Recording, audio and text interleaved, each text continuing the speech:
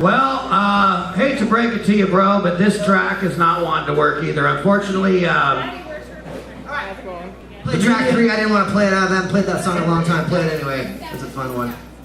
You had it going before.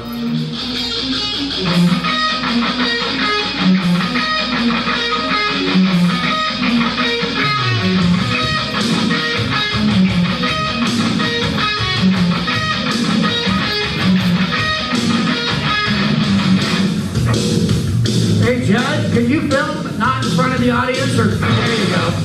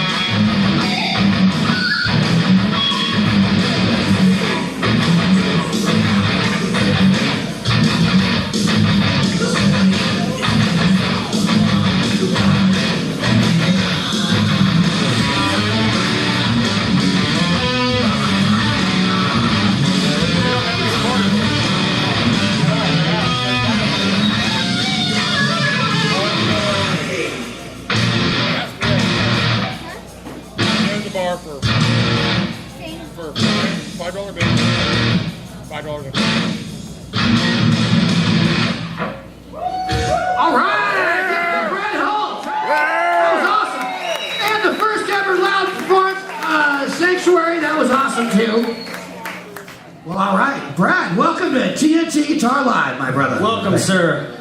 Thank you, Tony. I appreciate it, man. I appreciate you having me out here. Hell yeah. Yeah, it's a lot of fun. It's cool playing those old tunes. You know, I haven't played for a long time. Well, I got to just playing them, you know. It's cool. Yeah, well, it was really cool for us. It was cool for you guys, right? Yeah, well, we started things off definitely with the Sonic Boom. It was my vision to have Brad here. You know, he's been over touring Europe. He's toured the country. This dude's a big dog up in here. He wanted to come out and hang out with you guys on a Thursday. I think that's pretty damn cool. I appreciate it. Plus, it's an excuse to have some beer. So I have a question. That's what I have. Because watching your performance, it was pretty obvious that you've worked a lot with the click track. I never work with click tracks, man. Well, then he's naturally just on the money. Yeah. Once in a while, I will, like, if I'm recording something, you know. Yeah. But I never really. But your right hand is super tight, though. What do you do to keep it that way? Doing a lot of down picking, man. I was thinking something Play else. rhythm. That's what you do. You play rhythm, man. Right? Yeah, no, it's true. That's how you do it. Yeah. Yeah. Which is cool because I was thinking to myself, you know, it'll be cool to come out here and actually play some rhythm because I'm pretty good at rhythm. I was thinking. Well, yeah, I mean, you know, a lot of guys, and Tony can attest to this, you know, sometimes you get a guy that can shred super hard, but when it comes down to holding, like, you know, 16th notes at 120 BPM the whole song, that's hard. Yeah. You know what I mean? Well, I mean, rhythm comprises most of the song, right? Yeah. So if you could just shred all day and then you can't play a song, what good is that outside of your bedroom and YouTube? Well, you're the star for 8 seconds, you know. Yeah. Not that, you know, we support the YouTube shredders too, but it's Yeah. also good to be able to play a whole song. You know, just saying. Yeah, I agree. I know. Play a whole bunch of songs, a bunch of old songs. So, how long you been playing, Brad? God, it's been about. I've been playing 31 years since I started playing. Dang. Yeah, I took like a 10-year kind of hiatus when Fourth Century disbanded from guitar mostly, and then I got back into it with my buddy's band called Oblivious.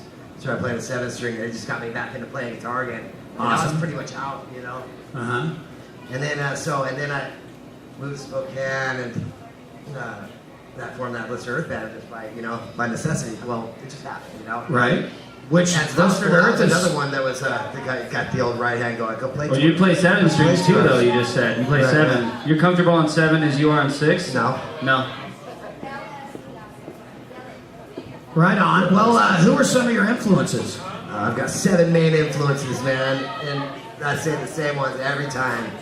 It goes Ace Frehley, Angus Young and Jimmy Page, Randy Rhoads, Eddie Van Halen, Yngwie, and James Hetfield.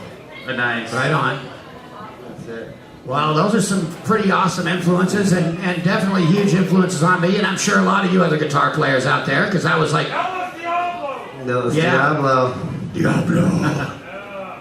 right on. Well, what can you tell us about the whole Sanctuary thing? When's that new album coming out? Do you know? Yeah, I do. It was September 29th in Europe and October 14th in America. Nice. So they're probably selling for lucky like maybe 900 copies. Whatever. Hit Billboard. I'll buy 900 myself and just give them out for Yeah, Christmas man. presents. Sanctuary. I love Sanctuary. I think it's gonna do good, man. It's a really good album. The producer we had, Zeus, he's done like 150 albums. I bet if you looked at metal albums, you would see his name, Zeus, you know. And he really stuck it out, man. Because let me tell you, recording out that album, The Sanctuary, is kind of like a basket case. You know, it was a weird deal, man. I went in there thinking, I don't know what's coming out. And, Awesome. And it came out awesome. It did. I have another question about the new Sanctuary stuff versus the old stuff. Okay. And what it seemed like to me is you actually went to a different tuning and everything for this new record. Yeah, they did. They went to drop D, man. The whole album, except I think one song. Okay, so is it actual drop D or is it like C sharp? Drop C sharp. Awesome. That's cool. I'm fond of that Very tuning. cool.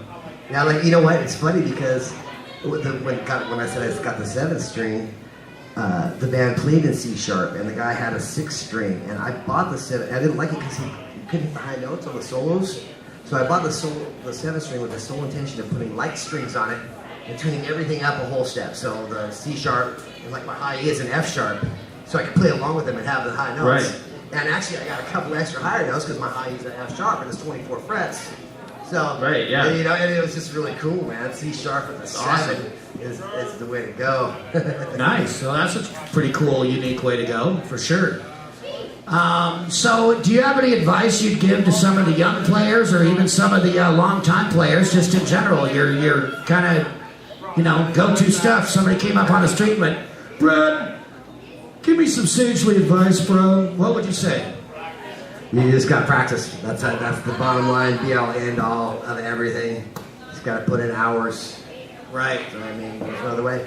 You know, the kids, people are fortunate nowadays with YouTube. Even I am. I utilize YouTube master. I think, yeah, this is rad. I can learn how to go do something without burning out a cassette tape, you know? Or, Right. So, With that, you can connect he with, skips a lot of that part, the solo. you can connect with so many people too that way that you've never heard of it, you know, before in your life. Right. You know, and you check out their channel too, and it's like, whoa, this guy's ripping, and you know, he's checking out my channel, and you know, it's a really neat community on there. I'm lazy. I don't have no channel, man. Yeah. I go watch channels. All right. Well, you guys, if you have some questions for Brad, Sarah, you ready to go out there, darling? Absolutely. All righty. Well, go ahead, raise your hand. Sarah will find you and come on over. David Kahn, right here in the front. Yeah. Love Dave. All right, David. For knowing you all these years, Brad, what's the difference between playing with Tony and Colin and now playing with Warren? They were a lot more responsible.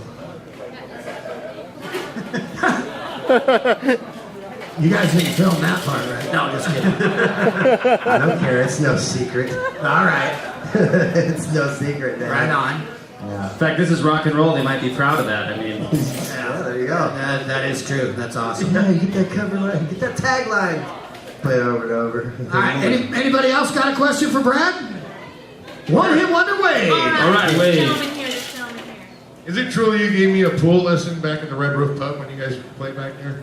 Did I? I'm pretty sure you did. I think I paid you some money on that deal, dude. Awesome. Yeah, he gave you They got a table here. It was $50 or nothing. highly illegal, and I hope you paid your taxes on that win. Uncle Sam is calling you, brother. So, did I hear that right? He gave you a pole dancing lesson? A lesson in billiards. Billiards. Yeah, I Pool. should clarify. It sounded like pole. This And I guy- wanted to go with pole dancing because the other thing is not family friendly and also a little bit weird. So, No, Brad is an awesome pool player. Or he used to be back in the day. I don't think we all You know why? Because I used to practice that too. please come in here or something, bro. Do you still have Make your sure the chops? audience can watch and stuff. Thank you, brother. Do you still have your chops, Brad, on the pool table? I do okay, man. You know, it's just like anything. You lose precision, man. You're a shark, dude. That You're- long cut looks a little, you know, it's You're selling a short. You're trying to win money. I know this. at least I know from now on. Sarah, looks like we got Doing a good another job, question man. right back here. Or were you just horns in it or something? Okay. Born in the pool. Anybody else? Question for Brad Hall, Steve Bell from One Gun Shy. All right. Dun-dun-dun. Hey Brad, what kind of head you using now? Everything sounds good to Tony's angle, but what are you using now to get your tone? What I played through tonight was a little Line 6 Bogner 212. The Line 6 MK2 Bogner. It's a 212 combo amp with a tube. Just Sounded really good. Line 6 modeling with the tubes, man. I like it. That Yeah. sounded bad. Is that your main rig when you go out on a thing? No, I usually get a backline, and it's. I actually brought this other thing that I just bought, but I don't know how to have it programmed very well yet. This sounded better, is what I'm trying to say. Right. But I just bought. But no, when I go on tour, man, we get these backlines, and it's like I don't know what kind of amp I'm gonna get. I might get the new Killer Red Triple Rectifier. I might get the 92. Could you explain to these guys what a backline is? Because they may not really. Okay, when you go on the road, it costs so much money. You can't bring all your stuff unless you're like Slayer, Test, Winter Machine Head, or someone pretty big. You know, like we do these little tiny trips for a short amount of time, but play huge festivals. So you, instead of bringing your own amps and stuff, you just bring your guitars and you get this thing called a backline, which is you get provided with what you ask for, a couple 412s and your heads, the Mesa Boogie heads, and drums or whatever. Well, what you got to ask yourself too, right, is number one, what can I carry? and what's going to be available in Europe or wherever I'm going, you know. And I think the rig that you chose is going to be 100%, you know, available if something ever happened to it or whatever. Yeah. You can get the pod AC thing. Yeah, well, I bought that just for every time. I'm just going to bring a power amp along with me too, and just that and that. Awesome. Give me some cabinets, and I'll just control that end of it. Because sometimes you get like an old amp from like 1992. I mean, it's still a Mesa Boogie, you know, dual racked or something, but it's got the tubes in it from when they bought it brand new in '92. Right. You know, you're just like. And you can run this into the effects loop though, you know, and just use the power amp, you know, or section or whatever, so at least you have that with you all the time. You know that that's dialed in and this is my sound, and then no matter where I go in the world, I plug that in and that's the way it is. Exactly. Right. All right. Well, everybody, could you please put your hands together? Make some noise for Brad Holt. Playing for you, answering your questions. Awesome performance. We're going to be right back with our next guest in just a few minutes. Chris, could you play a little tunage for us in the meantime?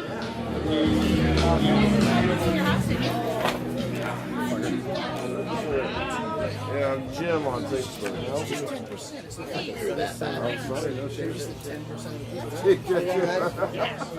I'll wrap it up. I know, man. I like that. Hi. I'm Brad. See, look. Let's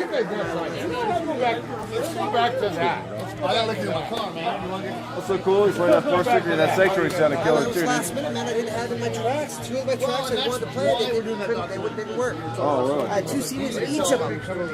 And they couldn't get done. Only file MP3 that I couldn't do it. So I had to play that 460 extra. And then the fucking fixture, and the fixture wasn't loud enough, man. So that's cool. That's better that way anyway. So that album has not been released yet, No, right? it's not been released. That was killer, It's dude. a month and a half, This dude, would or be 2 months, man. It's a good album. It's a really, really good album. I'm really impressed, man. I mean, I'm impressed. It's a kick-ass fucking album. It is, man. I mean, it just is, dude. I know. Even if it's real shit, you go, hey, well, That fuck track, it. I think you can definitely tell it's Sanctuary, though. You can tell it's the fucking. Killer. Oh yeah, you can totally tell. We had this one fucking rider, man. He got the fucking thing, and we were there for like an hour. He kept saying, "He said, guys, did it." First time I ever heard this. Fucking did it. What do you guys practice at, dude? What? I'm like, fellas, he says he wants our numbers. Oh, okay. Well, we legit question. Yeah, There's a cabin out in North Bend, isn't it? We practice in North Bend. I guess. Like me and Lenny, I've just started practicing because now we got the album tracks to fucking that we can mix. So we just take out our guitars, we stand there, play to the fucking vocals and bass and drums. So then, yeah. And but that's the North Bend. When Dave comes out.